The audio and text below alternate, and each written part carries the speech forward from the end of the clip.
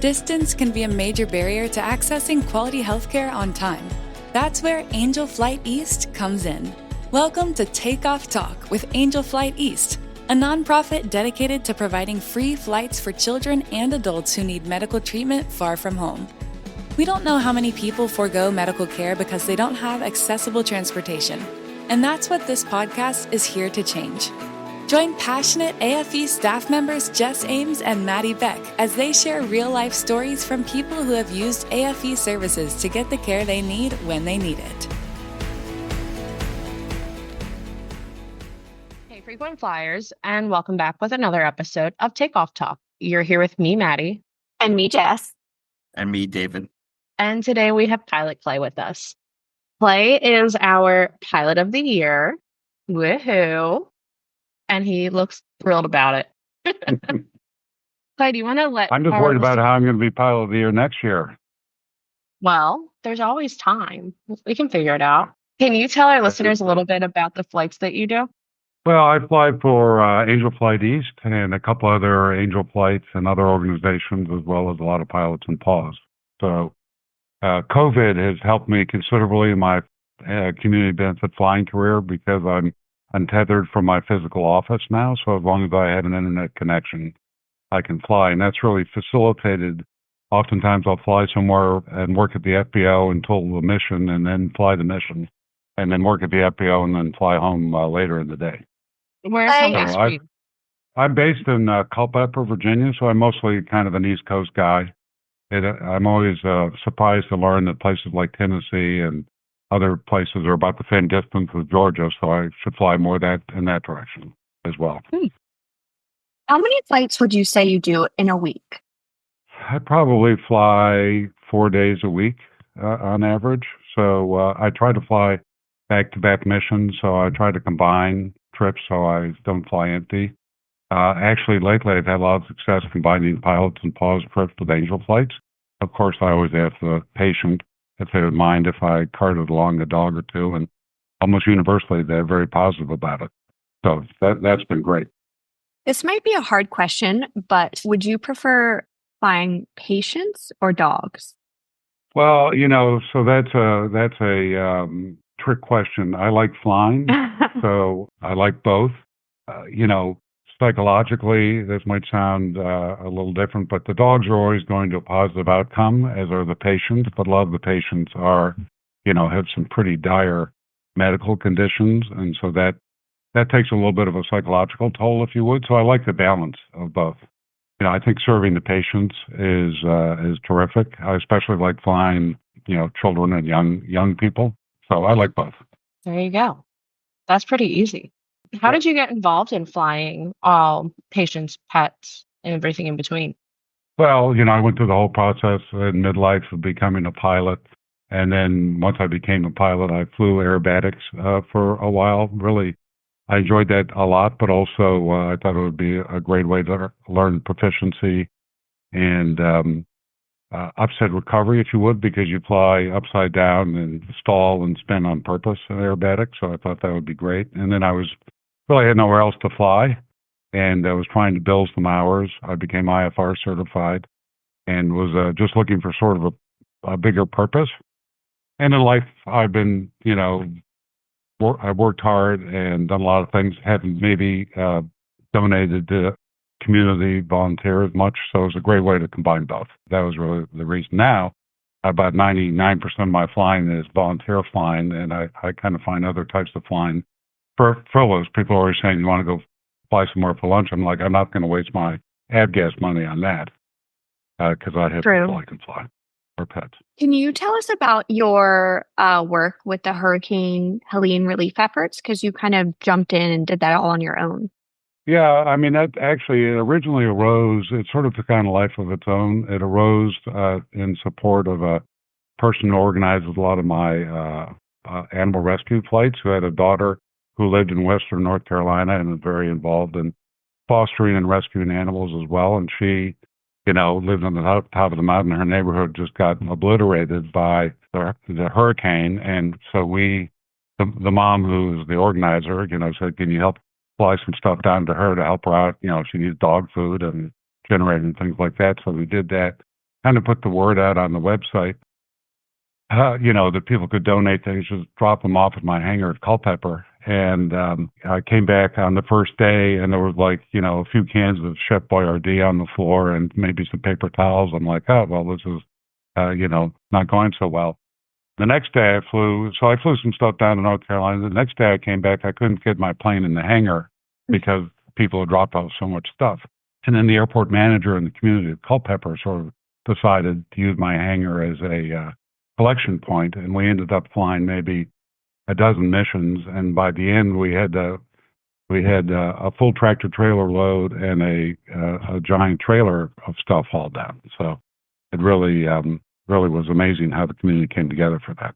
Good. Have you, in any of your pet flights, had any obscure animals, or have they always been dogs and cats? Dogs. Well, I consider cats to be a little obscure, but that's a different question. But I think a parrot is the closest thing I came to exotic animal.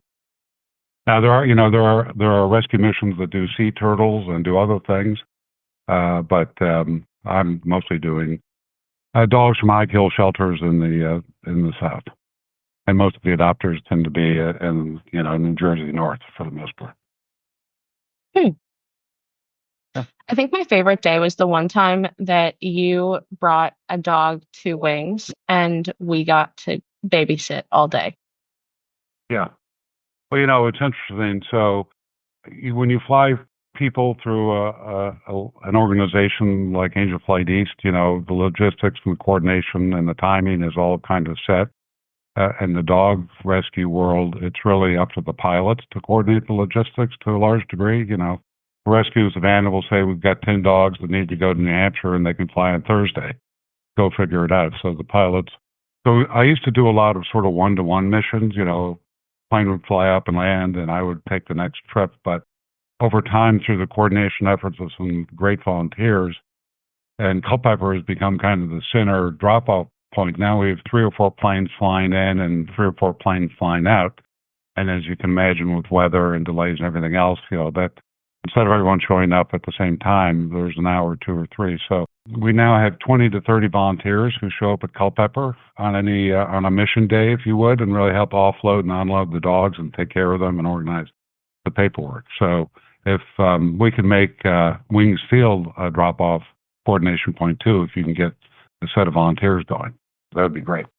We will I never don't say. know if we would ever give any of the animals back. We would just claim them as our own. Yes. Well, I don't take my daughters or my wife on many of these trips because I'd have too many dogs and wouldn't be able to fly anymore. So actually just having one dog is, I have a whole portfolio of dog watchers, dog sitters, and overnight dog people because, I'm often gone all day on these missions. Do you have a flight that you would consider your most memorable one?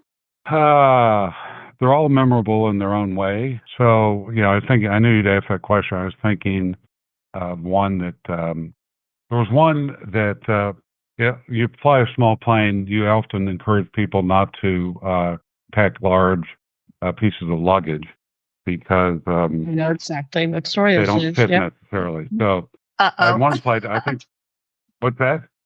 I said, I know exactly what story this is. Oh, you do? Anyway, so I flew this one lady, and she was a fantastic person. She and her husband decided in retirement that their mission would be to adopt and take care of medically challenged orphans, if you would. So anyway, she showed up with 17 pieces of luggage, small ones that I had to stick in all sorts of crevices in the plane. And I flew them to Pittsburgh to drop them off at UMPC, I think. It was great. I flew home, and she had texted me and said, well, I'm missing a single piece of luggage, which happens to be the kid's food because he's on a feeding tube. And in order to get new food, we have to check him into the hospital and go through all this stuff. And I said, never mind, I'll just fly back. Luckily, it was only an hour and a half. So that was one part. The other part was I was, carrying 12 dogs, and I dropped off 11, and one had escaped from his cage and snuck under a seat. So. Oh, no. No. But that backstory was definitely not the one I thought we were going to go with. I thought it was going to Well, be Emma Duke's mom.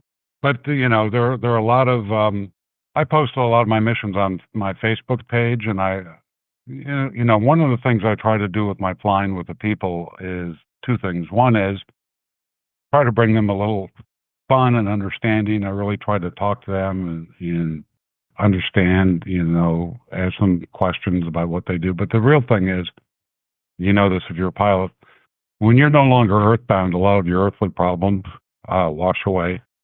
You're in the sky. It's just a different thing to bring that joy to them, even if it's just a temporary respite from what they're, facing. But that's really what I like the best. Wow. I love it. Yeah, I was going to say, I think it's super helpful that you share everybody's story online because it just shows the impact that you're having on people. And a lot of even potential users of Angel Flight and volunteer pilots that may want to sign up with us, they don't realize the impact they're having on people just by providing a flight for them. Yeah, I mean it's so compelling, the different use cases, from verging to almost nearly life-saving, but of course we're not doctors or whatever, but I mean we can be life-changing to people just who have to go every 3 weeks to get medical care for the rest of their lives, which would take them. So I have one lady I fly all the time. It would take basically 3 days out of her life every 3 weeks to go get this treatment that she has for the rest of her life, instead of a round trip, 3-hour flight. Yeah, and I think you're kind of a perfect example of creating these relationships with people that started out as complete strangers, because a lot of your flights, you fly the same people over and over again. So you just become a part of their support circle too. Yeah, I do. And also I get them involved with one of my recurring jokes is that I talk too much and make people fall asleep. So I try to always take a picture of them sleeping. Sometimes they feign sleep so that I'll shut up, but sometimes they really are sleeping, but it's kind of funny. Is there a place that is your favorite to fly to? Other than I love Wings. going to Wing. Yeah, Oh yeah, I can say. that's a great answer. I love going to Wings Field because you guys, you're as far as I know, you're really the only Angel Flight organization that's on the field. And so, as you know, I've come and worked out of your office a few times, and you guys are very supportive. You've watched dogs, once or twice, so that is great. My favorite place to fly to is Teterboro, actually, because I find that the most challenging and the most changing as a pilot. Sometimes it's so busy. They park my plane like near the trash receptacle in the back because there's no other place to put it. And sometimes when you're 20 miles out, they'll say fly over midfield and going downwind and land. So depends on if the UN is in session, if Madonna's at Madison Square Garden or whatever. So it's just a very challenging. Sometimes they'll say keep your speed up. There's a Gulf Stream 5 miles behind you. I'm like, I'm a Navy. I'm going as fast as I can. So Teterboro is my favorite. But here's the one thing about flying for Angel Flight, just purely as a pilot, that's so fantastic, is you go to all sorts of different airports. And you fly in Class Bravo, you go to untowered airports in the middle of nowhere that are in the mountains. I mean, from a just pure piloting perspective, it makes you a better pilot. There are definitely learning curves that come with flying with us, for all of us. Yeah. Well, Kley, what is your final thought that you want to leave our listeners with? Well, I mean, I just think as a pilot, I can't think of any better use of your piloting proficiency, and the challenges and rewards are just, I can't think of any other type of piloting as a private pilot, commercial pilot, that, is a better experience. And, it's amazing to be able to combine your love of flying with, service to people and animals. So I just wish more people would do it. So do Well, we. we appreciate you. You do so much for us, and we truly could not do what we do without you. Sometimes I feel like I look at our flight board and your name is on every flight. So we are so appreciative. And I know the patients are even more appreciative. Well, they are till they experience one of my landings, and then maybe they have second thought. But As long as you don't pull out any of those aerobatic tricks, I think they'll be fine. well, I've offered, even though I can't in my planes, but the other thing is I fly really old planes, which one of which has kind of an interesting history. So you'd be amazed at these people who don't know the first thing about airplanes or flying or airspace or anything, how interested they are in just the mechanics of flying and talking to ATC and things like that. Yeah, that's crazy. Well, thank you, Kley. And we hope that you have. Wait, Jess, is this coming out after the holidays? Yeah, thank you. Yes. You too. No, actually, you very much. it's coming out on Monday. So this one's super quick. Okay, Before the great. holidays. Well, Have a great right. holiday. Can I and add a we'll final talk to you point? soon. Oh, go ahead, David. just from like the flight coordinator's point of view, I know Clay's gonna be modest about it, but like he is absolutely the best. Sometimes I'll call Kley and he'll be like, "Where am I flying, David?" I don't even have to ask. He'll be like, "Just where am I flying to?" So I want you to let you know how much we appreciate you. Well, I appreciate that. And also, I have to say that you and your crew there are incredibly responsive and available, by text, phone, or whatever, sort of 24/7. And that has been really, you're the leaders, I think, in this world. And I really appreciate that too. Wow. I'm so happy we have this on recording. I know. We're going to Yeah. have to blast it out to everybody. Well, good. Yeah. Can we edit that last part? Definitely I not. meant to say you guys were just fair. We're above average. You could Yeah, do you better. could You say. could do better. Yeah. You could get That's me, what we you could usually get. get. You could get me more flights. Will do. Done. Thank you, Kley. Again, we really do appreciate thanks, you and Jen. everything you do. Yeah. Yeah. See ya. See you guys. That's it for today's episode of Takeoff Talk with Angel Flight East. If you want to learn more about our services, please visit our website at www.angelflighteast.org or call our office at 215-358-1900. Join us in our mission. If you're a healthcare worker or a patient in need of air travel and flight services, AFE is here for you. Subscribe to the show so you can hear more stories. Join us again next week right here on Takeoff Talk.